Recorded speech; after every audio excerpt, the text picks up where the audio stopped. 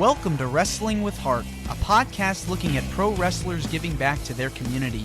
Join me, Stanley Carr, as I interview wrestling's hottest names who use their platforms as entertainers to raise awareness and do community service. Hello and welcome to another edition of Wrestling with Heart. This is the show where we talk with professional wrestlers and professional wrestling personalities about their lives in and outside of the ring, as well as doing acts of charity, community service, volunteering, and spreading positivity. We're all about the positive vibes here on the show, always about the positivity. And I've got a very special guest with me this week. I had the pleasure of meeting him at Wrestlecade back in November. And he's got an incredible story that he wants to share with us today. Professional wrestler extraordinaire. Pleased to welcome to the show, Mr. Daven Estacado. Daven, welcome to Wrestling with Heart. Thank you. I appreciate it. And I appreciate you finally someone saying my name right. So yeah, about time. Respect. I appreciate it. Absolutely, man. And yeah, a little bit of correction, because I do a little bit of everything. So I would just say wrestling personality, because Okay. everything from managing, commentary, in-ring work. I do it all. Try to be as Yeah. versatile as possible. And that's a really good way to be too, because there's so many jobs in the business. It's not all about, being a wrestler, There's so many avenues that you could go through in that profession. It's unbelievable. Yeah, it is a wealth of knowledge as well that you could pick up from doing different parts, either be a backroom production. It's crazy, and Yeah. it's really cool, really cool. So let's talk about your upbringing and childhood. Where are you from? Born and raised in Northern Virginia, first generation Salvadorian, so my parents were immigrants. The middle child of like 5 kids, so we're a pretty big family. So that explains so much that I'm like the middle kid. um, yeah, that's pretty much a little bit about that. I grew up in Northern Virginia. Um, just your nerdy, geeky kid growing up, involved in everything that came to video games, comic books, anime, your usual stuff. So everything Yeah. from Pokemon to superheroes, that was pretty much my jam. And you got It to still go, is. I'm sure like you got to go to like all the Comic Cons down the road, got to meet various people. Being a wrestling fan, of course, you get to meet your favorites. So, Yeah. I mean, but were you a big fan growing up? How'd you get Uh, interested in wrestling? That I have to give it credit to my older brother. He's the one who was in more into wrestling. I remember watching a lot of the Saturday morning uh, wrestling every weekend with him, and then watching football afterwards. But a lot of it, I remember, like, I guess my earliest memory was kind of posing as a couple of wrestlers when I was younger. I remember the I don't know if right when everything kind of changed into like the blue and yellow early WWF days. So right before the new age or the new started up. So it was like my first memory. So like mid 90s, early No, like 90s. early 90s, probably late 80s. Okay. Memory's a little off. Okay. But I remember kind of like, posing and, pretending to be Hulk Hogan and, trying to body slam my teddy bears and stuff like that. Like, those are vivid memories. And then, enjoying that with my older brother. I used to be sick a lot as a kid because I used to have pretty bad asthma. So like one of the clear memories I remember is watching wrestling with him while I was sick at the hospital Wow. during those hospitalizations due to asthma. But yeah, those are like the earliest memories I have. And then watching the wrestling on the weekends and trying to sneak out and stay up late to watch Raw on Mondays was pretty cool. And then later on it got evolved on more when I was in middle school, where all my friends and I were it was like the whole Monday Night Wars. So some of my friends would watch WCW, some other friends would watch WWF at the time. And we would argue who would be better, who, going back and forth. I remember Yeah. going back and forth a lot, sneaking up, making sure the television was on, putting the towel underneath the TV so nobody could know I was watching TV late. I'm trying to switch back and forth between the two. So yeah, that was a lot of those memories come from that too. And getting in trouble a lot Because Oh. during middle school and some part of my high school, our friends and I were like really just obsessed with it, and we'd argue. And I remember either before school, we'd hang out in the auditorium because you get it early enough, you go to the cafeteria or whatever, and we would just wrestle each other in the auditorium, just beat each other up, to the point that after school or during lunch, we gathered a bit of a following at Oh school. no. So a bunch of other kids started hearing like, "Hey, these guys wrestle each other during lunch or whatever." So we ended up getting like a gathering. It's yeah, eventually, the teachers found out and put a stop to it, but we kind of carried it into high school.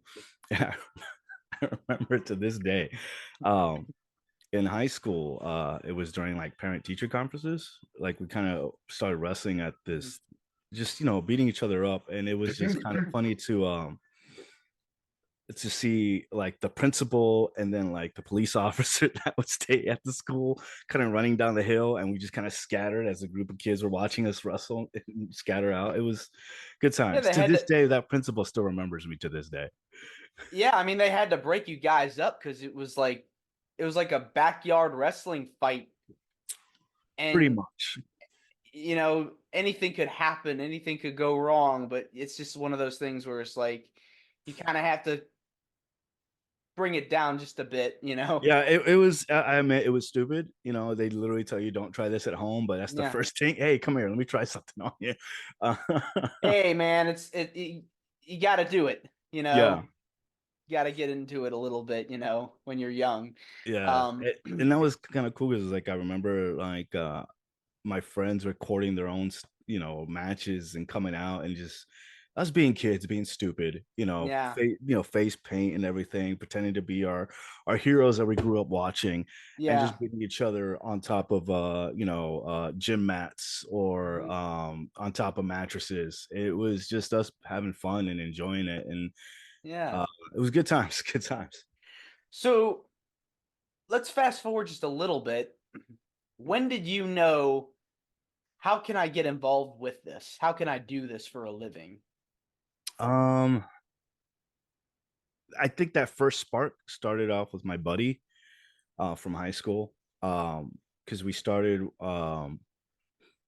with the WWE games and the pay-per-views. Yep. So every pay-per-view, my buddy would call me up, "Hey man, we're having a pay-per-view party, just come over." So we all pitch in for the pay-per-view and beer and pizza and whatever, and we just kind of all hang out and just watch the pay-per-views. But then eventually my buddy and I had this rivalry. Every time a new WWE game or wrestling game would come out, we'd like make our personas.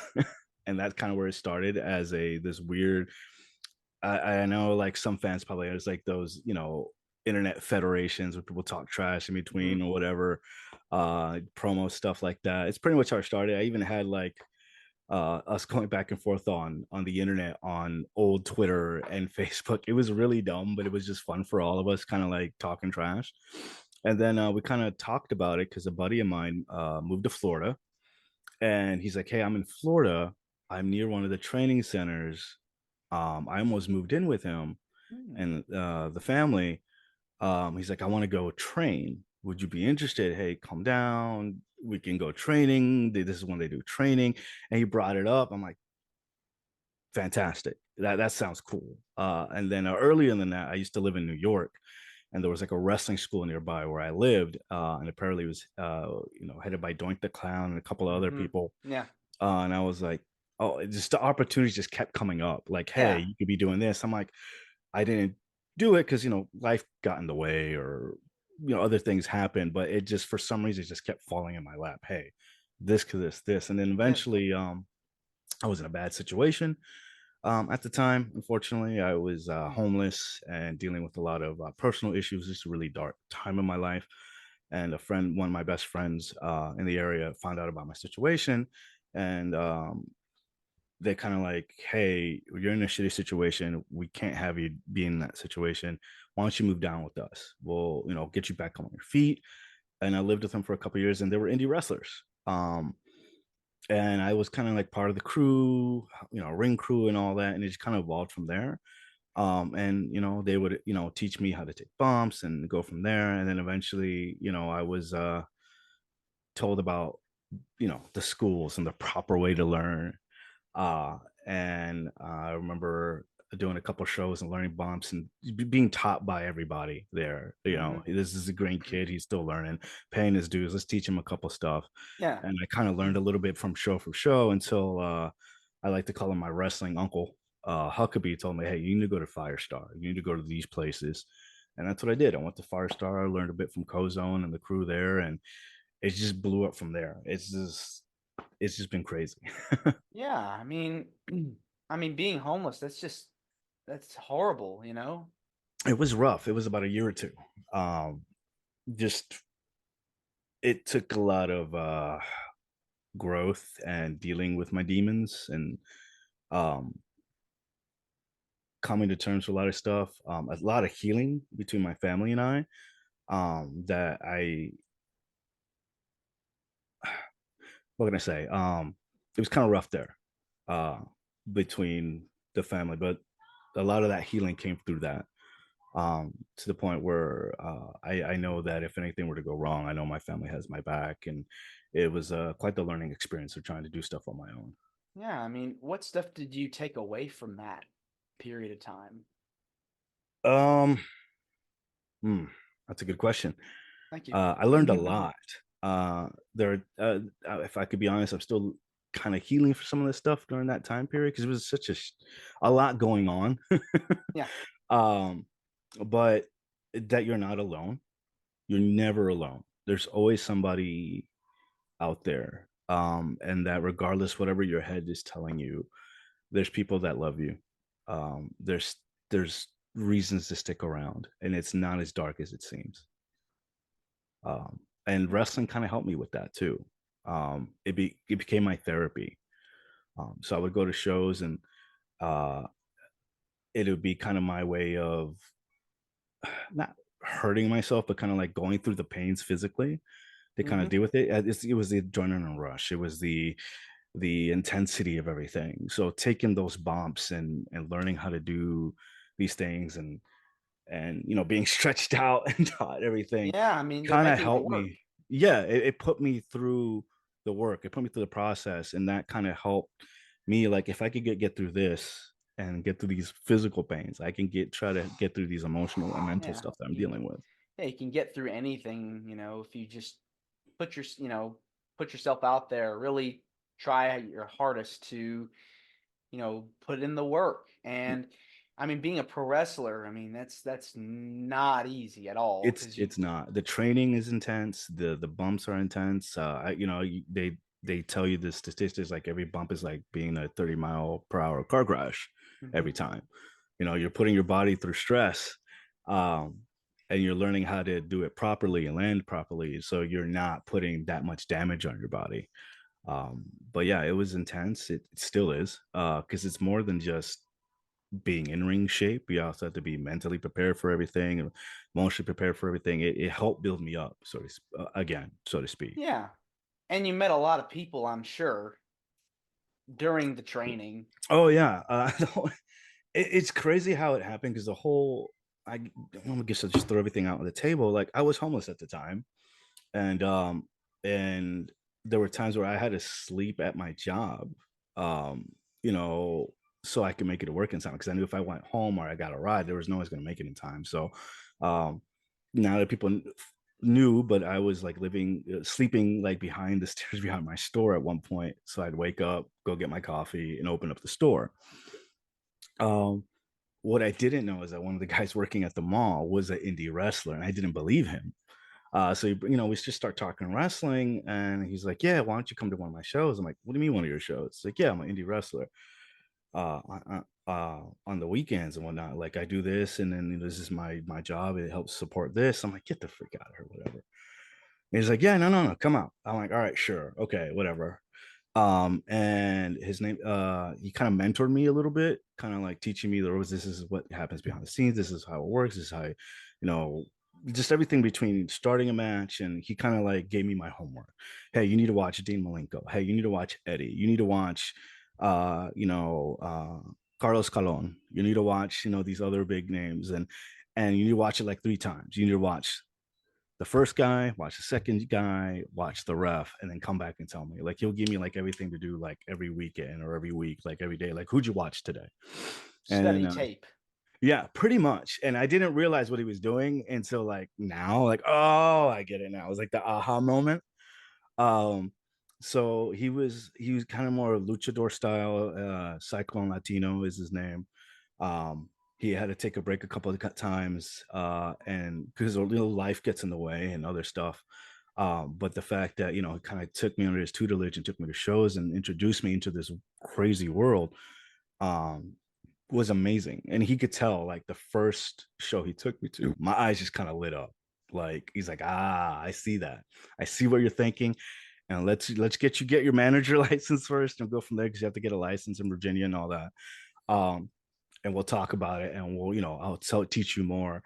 And from that first show, I was just hooked. My first indie show was just amazing. The crowd interaction, the how everybody interacted with the fans and the heels and the baby faces and all that. And that's where I ended up meeting my friends, Natalina Corvino and Thomas Draven. That's how I get introduced to them. And like he told me to like watch these guys. So he told me to watch these people and these people. And I was a fan. I was fanboying the entire time. Like I get to meet these guys, I get to watch their matches. And it was just an amazing experience. And I was hooked. I was hooked ever since. Yeah, I mean, once you feel like you've got something and you have a passion for it, I mean, the sky's the limit. Yeah. It's opened up so many doors for you. You got your manager's license, you become a manager. Talk about what's it like being on the other side of the ring versus being inside the ring. It's it, it's still the same in a way because you still have to have, I want to say the personality, but you still like hearing and listen. Everything kind of the perspective of everything kind of changes, but it's still the same energy, the same vibe. Like you're listening to the fans, you're listening to what's going on in the ring. You're looking for an opportunity to help um your client, so to speak. But you're also not trying to take away from the match. It's a delicate balance. So you're there to be I like to talk in cooking terms or video game terms.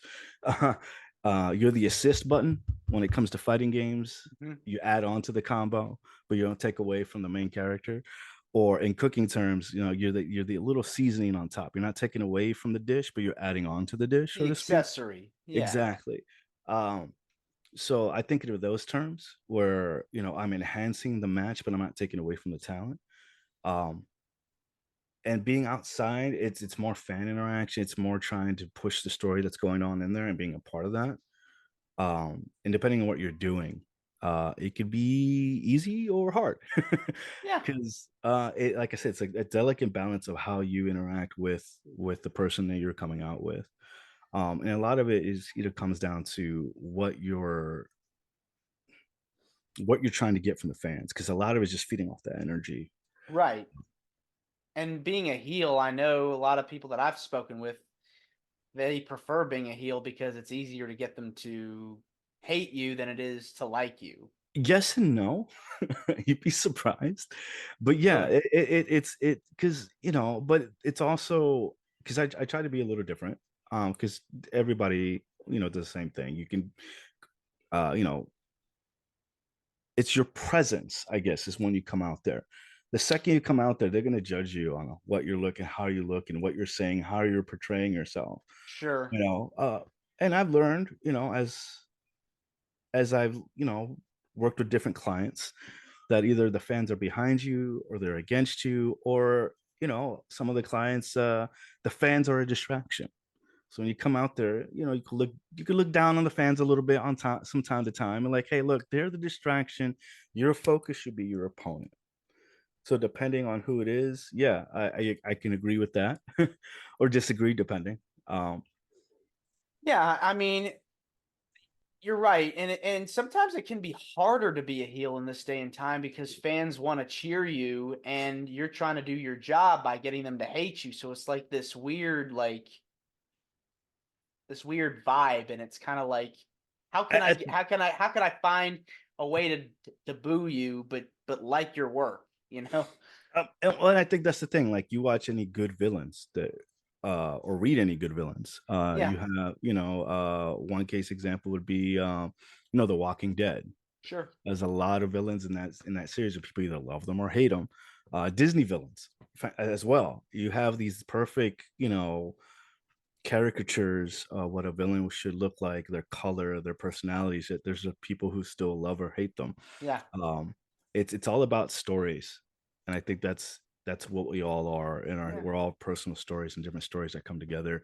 And as long as you're able to portray that story and portray it well, you excel in this. I read a lot of when it comes to script writing, movie writing, or just writing in general, writing books. There's a specific formula, so to speak, when it comes to certain things. There's like the 3 act structure, or how to, a character interacts, or why there's conflict.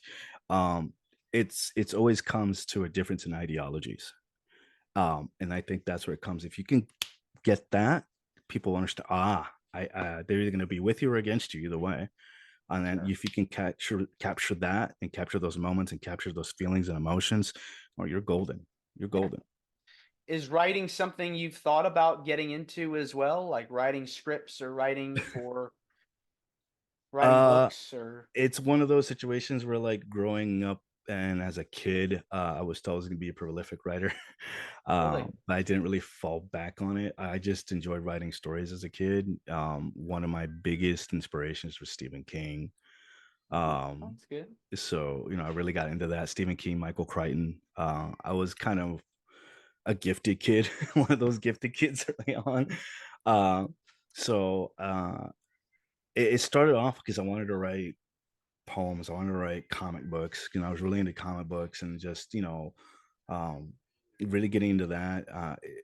I always wanted to, but I never did. I always have these ideas for stories and comic books and stuff like that, but I never really got down to write everything. I'm starting to get back into it now, to kind of nurture it now. Yeah, Um, just because, I think everything comes back to wrestling. So whether it yeah, be acting or writing a script, I think in a way it's still helping me get more into storytelling. Um, but yeah, I'm starting to kind of go back into it and write it, and kind of learning how to write again. yeah. There's a friend of mine, fellow colleague of mine, who does write. He writes for music videos. He writes for uh, movies and all this other stuff, and he helps um, certain other writers and producers. And he makes his own stuff. He's written this series, and the way he writes, even kind of like, it's amazing how he writes his books and stuff. It's almost like a script format, but you're still reading it as a book. So it's like a third person, first person perspective, but like movie perspective, and it's amazing. So I've been kind of learning to kind of write in that style, being descriptive and scriptive in a sense. Yeah, And that's helped it a lot, kind of like explore. So now my mind's kind of like, I'm yeah, always trying to learn, yeah, and being versatile, and it just kind of opened up mm, this passion that I haven't had since I was a kid, learning, because I was deep into sci-fi and, horror and all that. So that's kind of even opened up even more, like, how can you use those elements in wrestling? So it's just more me doing more homework and coming back, having it come back to wrestling, honestly. yeah. I mean, it's good to be creative using your imagination. You've got an outlet for it, and Mhm. have been involved in so many different roles, as we said at the top of the podcast. And you had a story you wanted to share with us that was very important to you. Why don't you tell us about that? Yeah, as I mentioned earlier, I used to be sick a lot as a kid. Um, and I had really bad asthma since childhood, since birth, really. And that didn't allow me to, I wasn't allowed to go play at the playground for a while as a kid. I was kind of be the kid on the side outside playing with Legos or whatever, because it was always that danger if I got too excited, or if I ran around, I'd have an asthma attack. And as a kid growing up, that's kind of messed up to have that dark thought, like my next asthma attack would be my last. So I would always be afraid to kind of go out and play with other kids or try to do anything. Um, so it was all based pretty much from my childhood, even from my birth. I don't want to say that I was struggling. I always had this mentality that I was always constantly struggling with my life, or struggling with issues, even at birth. Not that many people know, but I am a premature. preemie. I was born 5 months early. I didn't know. I wasn't told till later on. But according to my mother, her water broke over the weekend, whatever, and it took a couple of days before I was born. Afterwards, to her go to the hospital just due to the situation she was in. Um, and unfortunately, infection had set in by that time. So all that nastiness came out, and then I came out. And because of the infection and everything, my mother and I both had like a 50% chance of you surviving the birth or whatever. Uh, so that was kind of scary to hear. But my mom being a woman of faith, was, trying to push through and do what she can. And she apparently said she had a vision that I, like the clock was like 5 o'clock in the morning, whatever, and there were like seven doctors helping me, us, and then, lo and behold, I was born at 5:55 in the morning and at 7:11.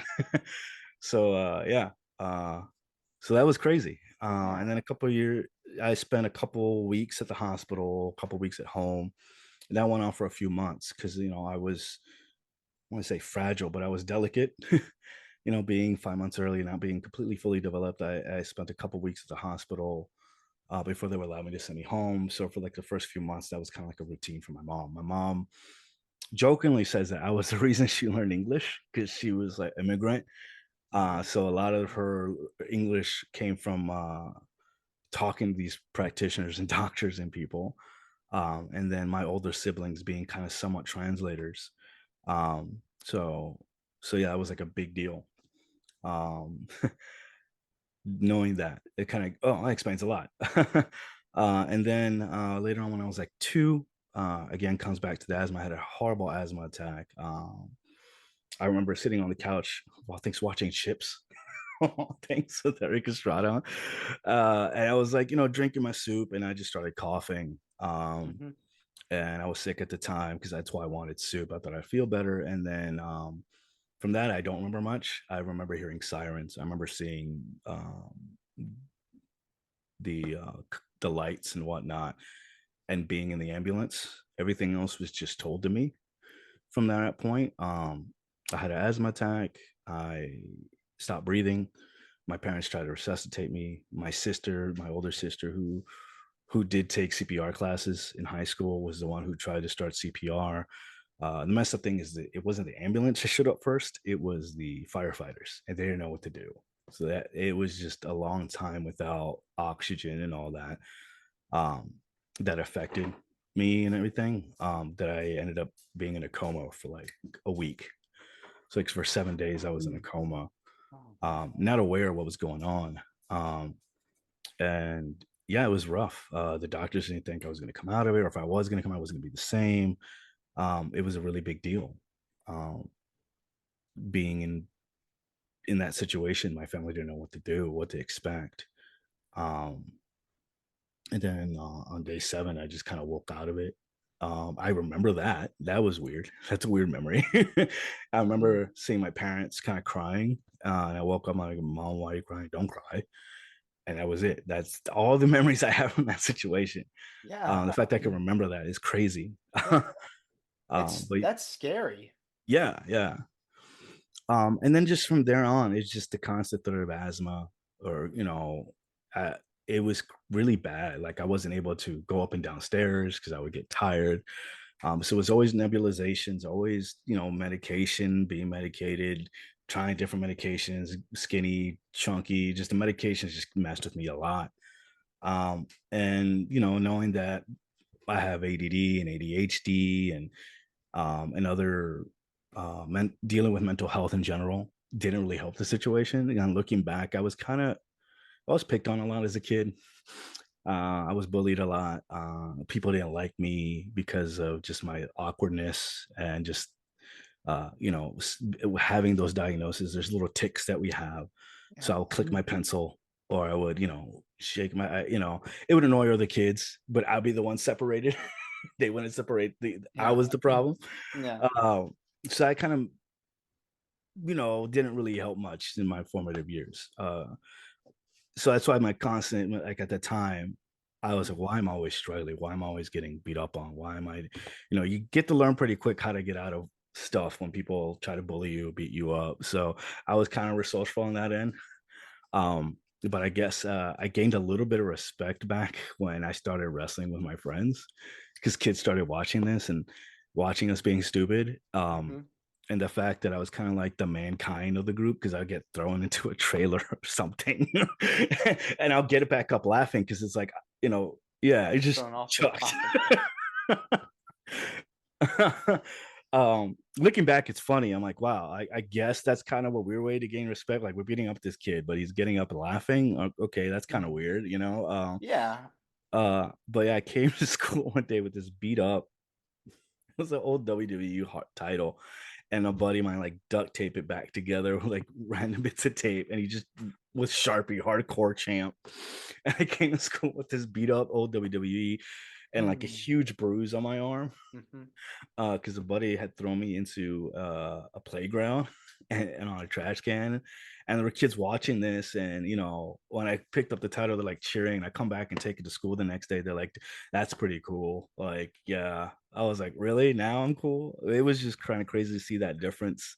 Yeah. Um, yeah, so yeah, in a way, the wrestling stupid backyard wrestling, kind of helped me, reclaim some respect and get some street cred in a way. And you're now doing it, and you're successful, and you're loving what you're doing, which is Yeah, the important thing.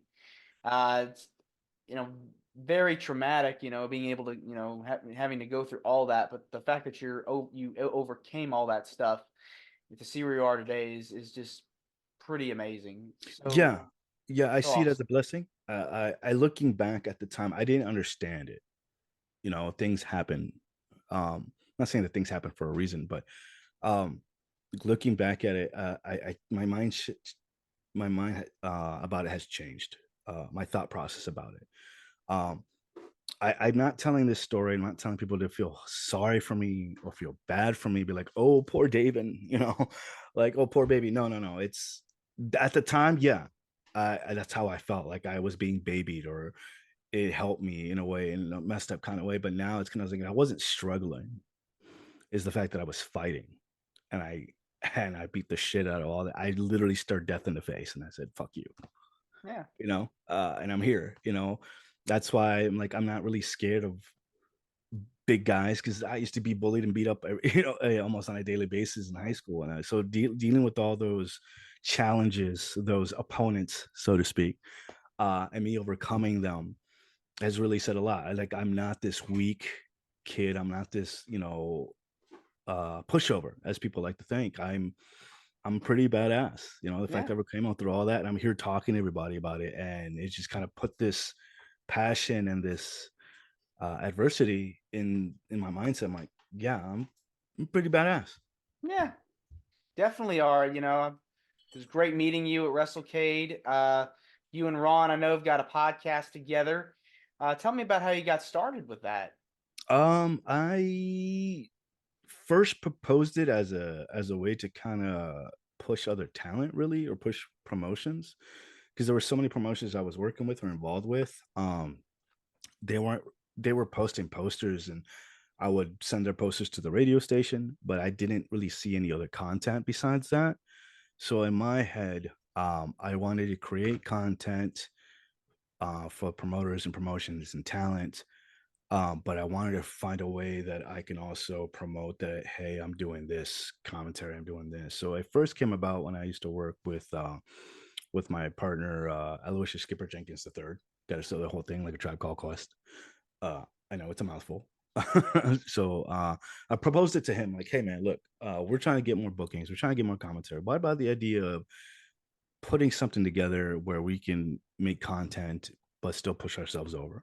When people want to think about a way of, all right, who are the guys that we need to create content, do interviews, or have anything involved, create content in between shows, we wanted to be the guys. So I pitched the idea to him, hey, we could do interviews, we could do backstage, we could do show up on show days, do breakdowns, create content pretty much. And we'll get over by putting these other people over. And that's how it started. We did it for about a year or two, give or take.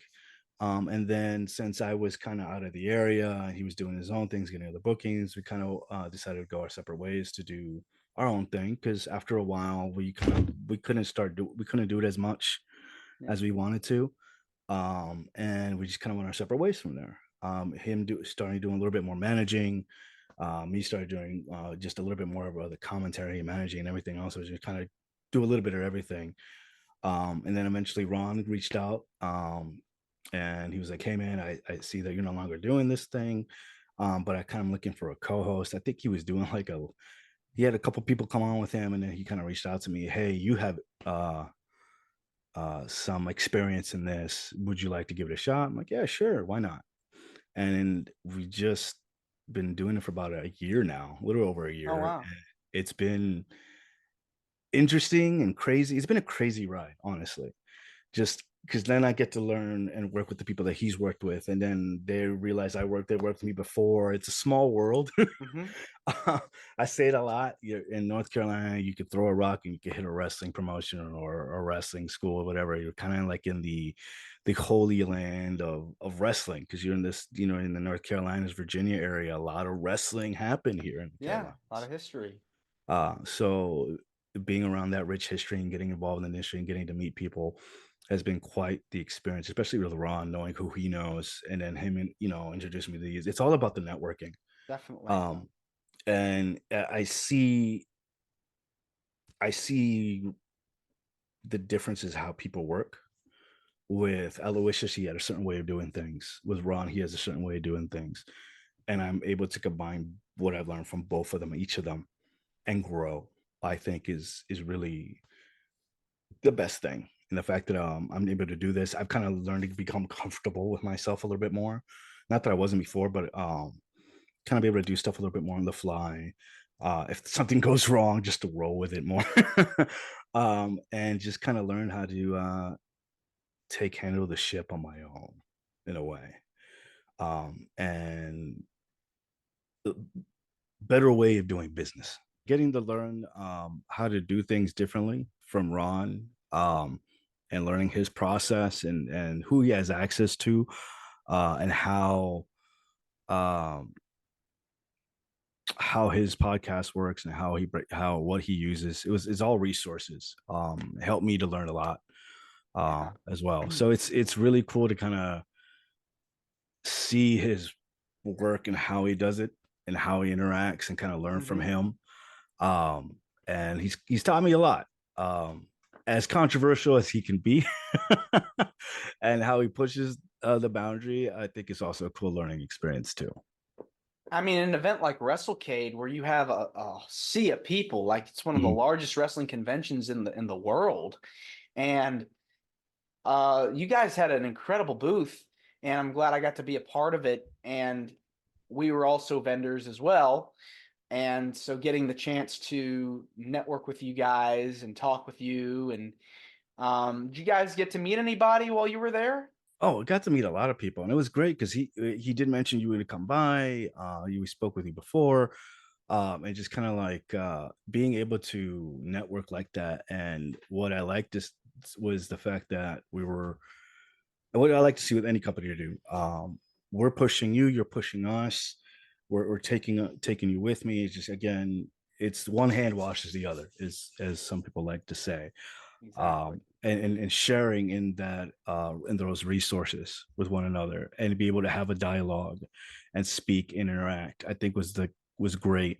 And the fact that we had the opportunity to work with Overdriver, work with Bill Wright, and Ms. Madeline Wright with that, and have their support was amazing. And then have our Ring Wars Carolina there with us, just to have access to them and be close and talk to them, learn from them, and having them on the podcast as well, because we're there to push Overdriver, but also to push the talent involved with that. Um, it's kind of great to see all that kind of come together and kind of work out.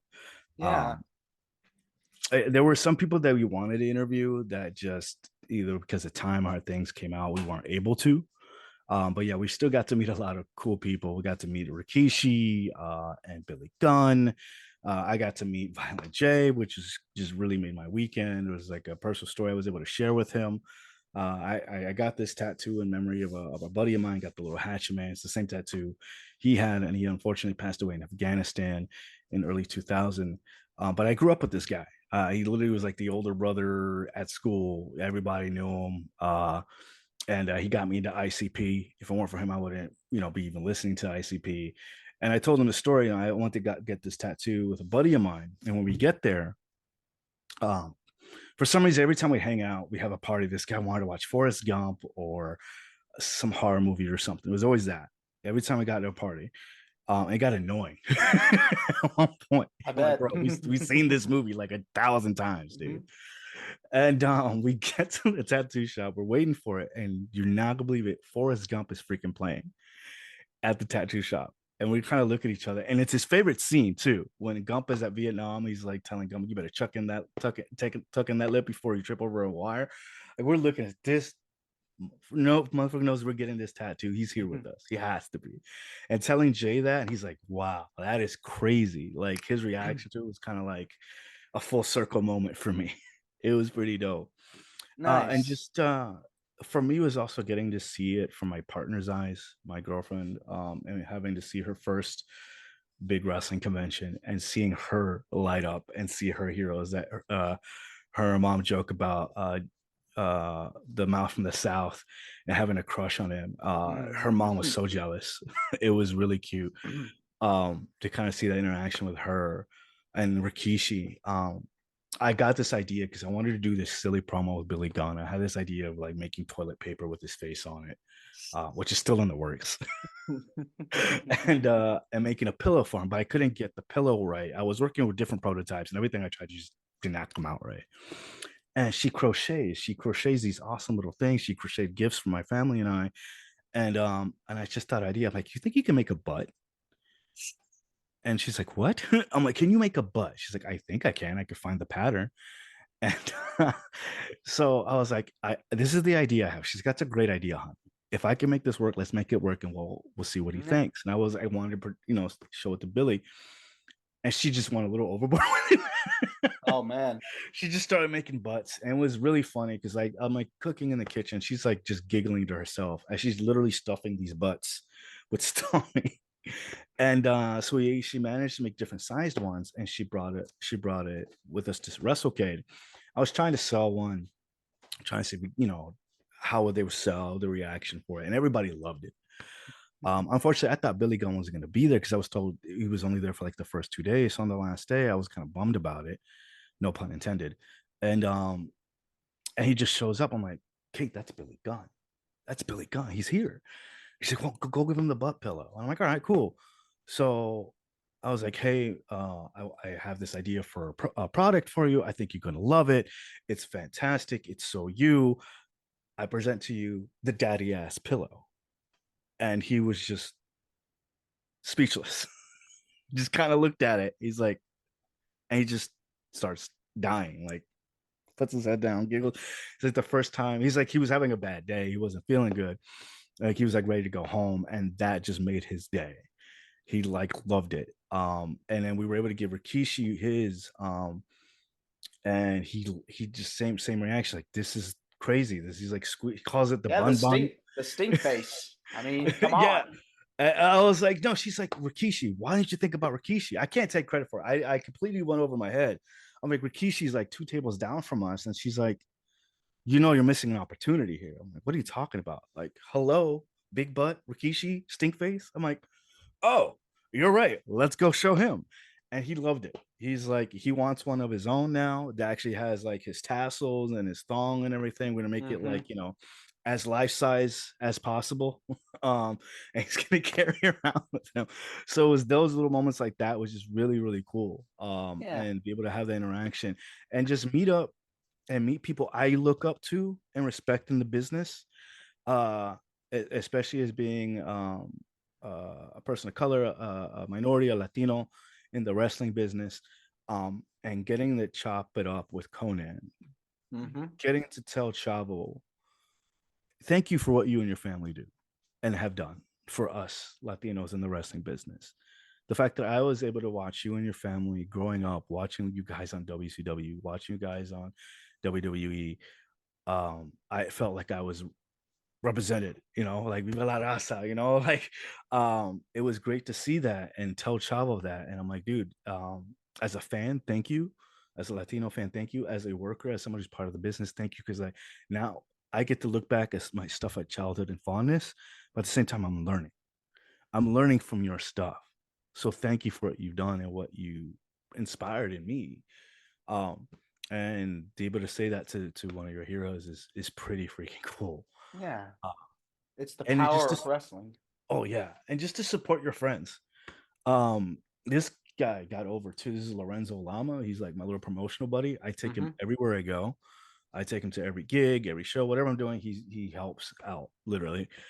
He left for like 10 minutes at the bar. He was gone for 10 minutes. People are taking pictures with him and whatever. And it's fun to see the interaction with wrestlers and you know and the love for him that they have for him, and kind of see that and his love for wrestling. It was really cool to see a bunch of us nerds be in our space, nerd out and talk about wrestling, talk about our passion, and see everybody kind of get together and enjoy that. It was really an amazing experience. Yeah, it's fun to be able to network and meet your heroes and people that you look up to over the years. And I've gone to several conventions in the past myself. This was, I believe, my second one that I helped out with, but my first time going to a huge convention that I was like a part of, like actually a part of, a big one like that. But yeah, definitely looking to hitting up more. Are you planning on doing some more as well? I'm trying to plan it out. I'm actually trying to work some things out with a couple of other big cons. I like my hometown one, Awesome Con in DC. Have worked MomoCon and Dragon Con. I wasn't able to make it to Dragon Con this year due to personal reasons I was dealing with. It was kind of like a little very last minute. I had no idea, and it took some time to recover. So hopefully we'll be in Dragon Con again next year. Um, so those are the big major ones. There's also Monster Mania that happens on the East Coast, Maryland, Jersey. Trying to be more part of that. I think that there is a big avenue for wrestling and conventions in general. Oh, There's yeah. such a Venn diagram of nerdy nerds, There's a wrestlers. market, a It's a huge very market. big market and an untapped market that people aren't thinking about. And I'm working on a couple of projects to see what we can make happen with that. I've been working with a couple of companies earlier beforehand, and the fact that people are now catching up to him, like, oh, you guys are a little late. I've been doing that for a while now. Yeah. But to jump on that, back on that again, it's been great. So be on the lookout for that. Just to kind of add to the experience of conventions, after parties and stuff like that Hmm. is pretty cool. So yeah, Have most definitely. Have you been to a couple of after parties? Oh yeah, AwesomeCon after parties can be pretty lit, so definitely check out AwesomeCon. There's also a huge gaming convention in on the East Coast and the West Coast that happens a lot. There's PAX East as well. Um, Gosh, so many, especially in the DC Northeast area. There's so Yeah. many. Uh, yeah, so those after parties would be quite crazy to the point there's a couple I don't even remember that was at, but I somehow showed up. There's pictures, evidence of me being at a convention after party, and I'm like, I don't even remember being there, but okay, that's cool. Listen, I'm gonna say this right now. I will be at WrestleCon this coming year, next year, WrestleMania weekend in Philadelphia. So Nice. if you're there, we're gonna be there that Saturday. So if you plan on coming, stop by the booth. I'm working on that. I'm trying to work out the logistics on that. Literally as we speak, because I do have family now and friends in the Philly area. So it'll be good excuse to see family. And then, Yeah, hey, let's go to WrestleMania. I'm actually trying to book myself on a couple of WrestleMania gigs up there. yeah, do So it. I think it'll work out. Yeah, I man, think love to see you there. Listen, David, this has been awesome getting to talk with you about your life story and everything you've been going through, wrestling. It means a lot to me and to the viewers and listeners. listening to this and watching this on YouTube, where can people find you on social media? Most of my social media is going to be Twitter, Instagram, Facebook. Daven is Disaster. I use the same plug for everything. You can also find me on Facebook at Daven Estacado, full name. Just look it up. Yeah, I'm on everywhere online. Video games. You want to play some video games with me? Just find me on there as well. I want to plug a couple things. Yeah, go for it. There's you're big on charities, and I want to pitch an idea to you. Sure. There's a charity that I found out about as somebody who deals with mental illness and deals with, issues. There's a great charity or a great company that works with veterans and people with mental disabilities and disabilities, and giving them emotional, not emotional, but actual working dogs. Paws for People. Always wanted to get involved with them. They're an amazing charity, amazing group. They, train dogs, and they work with inmates. The inmates work with these dogs. They can help rehabilitate them and work with them. And then those dogs are then designated to pretty much choose who they're going to work with. And it's such an amazing charity. There's other similar charities I get involved with. Very interesting. So definitely support them. I love that. Get them in contact with you. Yeah, happy to. I'll be sure to put a link in the description box down below. So give them a shout out and give a couple other, eventually talk to you about other opportunities regarding charities. I think you have a heart for charities. You have a heart for people. Thank you. I'd love to stay in touch with you and touch base on that with you. Would love to. Thank you again. You're more than welcome to come back. No problem. Thank you. Part two. It was an absolute pleasure and an honor. Thank you. Appreciate it, man. Thank you. Yeah, of course. Have a wonderful day. Me too. And as I always like to say, deuces. This is Wrestling with Heart. I hope you found this podcast to be informative and entertaining. If you did, please hit the subscribe button and look out for the next edition.